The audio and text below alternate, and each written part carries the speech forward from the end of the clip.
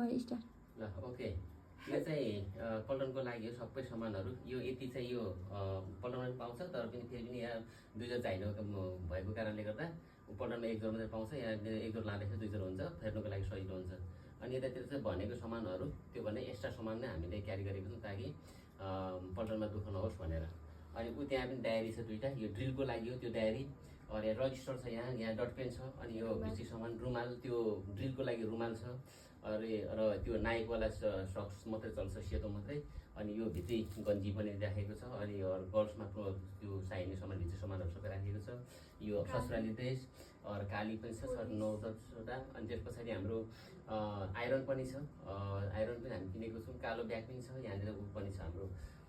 खैरो ब्याग त्यो उसको लागि पनि आर्मीवाला पनि छ यो ड्रेस ग्याम ड्रेसहरू पिटी ड्रेसहरू यो पनि छ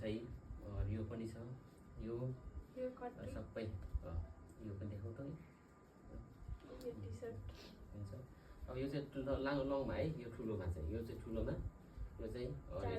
जाडो हुँदाखेरि चाहिँ यो चाहिँ ग्याम ड्रेस हो यो चाहिँ लाउनै पर्छ पिटी ड्रेस पनि लाउँछ जाडोमा ग्याम ड्रेस पनि लाउँछ यो पनि ट्रेनिङ हो ट्रेनिङ गर्ने चाहिँ यही हो यो ट्रेनिङमा चाहिँ यही कटुरो भेस्ट यही हो यो लगाएर चाहिँ ट्रेनिङ गर्नु पर्ने पिटी ड्रेसमा त्यस्तै छ सबै ओके ल डन